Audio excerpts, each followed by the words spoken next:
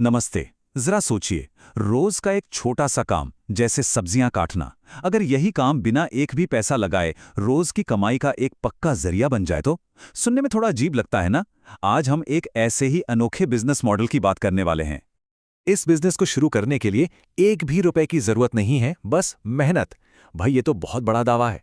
सवाल तो यही उठता है कि आखिर बिना पैसे लगाए कोई बिजनेस खड़ा कैसे हो सकता है।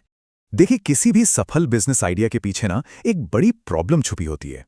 तो इस बिजनेस मॉडल को समझने के लिए सबसे पहले हमें रेस्टोरेंट की किचन के अंदर झांकना होगा और ये समझना होगा कि एक शेफ रोज रोज किन मुश्किलों से जूझता है। अब ये काम सुनने में तो बड़े मामूली लगते हैं, सब्जियां तैयार करनी है, काटना छीलना है, इसमें क्या है। लेकिन जरा सोचिए, जब यही काम रोज बड़े स्केल पर होता है तो ये घंटों खा जाता है। कटाई छलाई एक जैसी नहीं होती, लेबर का खर्चा अलग, और रोज रोज मंडी के चक्कर काटना, ये सब मिलकर शेफ के लिए एक बहुत बड़ी सिरदर्दी बन जाता है।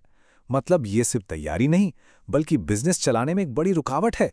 तो बस इसी बड़ी सिरदर्दी का इलाज है ये ₹0 का स्टार्टअप। एक ऐसा कमाल का बिजनेस मॉडल जो शेफ की सबसे बड़ी प्रॉब्लम को ही कमाई के मौके में बदल देता है। फर्क बिल्कुल साफ है ना। एक तरफ है पुराना तरीका, जहां शेफ और उसका स्टाफ घंटों सब्जी काटने छीलने में लगे हैं, टेंशन अलग। और दूसरी तरफ है ये नई स्ट्रैटेजी, जहां तैयार सब्जियां दरवाजे पर मिलती हैं। अब स्टाफ का पूरा ध्यान खाना पकाने पर है, तैयारी पर नहीं। यही तो इस मॉडल का जादू है। ये सीधा सीधा समय बचाता है और काम को आसान बनाता है। और अब आता है इस मॉडल का सबसे मजेदार हिस्सा। इसे शुरू करने के लिए कितने पैसे चाहिए? जवाब है जीरो। जी हां, ₹1 भी नहीं, बिल्कुल जीरो इन्वेस्टमेंट। तो सवाल यह है कि यह सब होता कैसे है, मतलब असल में काम कैसे करेगा। चलिए अब इसके पूरे ब्लूप्रिंट को स्टेप बाय स्टेप समझते हैं कि कैसे इस आइडिया को जमीन पर उतारा जा सकता है। पूरा का पूरा प्रोसेस सिर्फ 5 आसान स्टेप्स का है।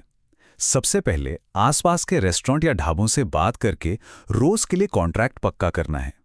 फिर उनसे रोज का ऑर्डर लेना है, भाई आज कितना किलो प्याज चाहिए, कितना लहसुन। इसके बाद सुबह सुबह मंडी जाकर ताज़ी सब्जियां खरीदनी है। फिर ऑर्डर के हिसाब से उनको काटना, छीलना और पैक करना है। और आखिरी स्टेप, तैयार माल को रेस्टोरेंट पहुंचाकर अपना बिल दे देना है। देखिए कितना सिंपल और सीधा सा काम है। ठीक है, सब समझ आ गया, लेकिन सबसे बड़ा सवाल तो अभी बाकी है। पैसा पैसा कहाँ से आएगा इसमें? ये जो 100% लेबर का मुनाफा है, इसका असली मतलब क्या है? चलिए अब इसके पैसे वाले हिस्से को, यानी कि इसके फाइनेंशियल मॉडल को समझते हैं। देखिए, इस मॉडल का सारा खेल इसी एक बात में छिपा है कि यहां सब्जियां बेची ही नहीं जा रही हैं।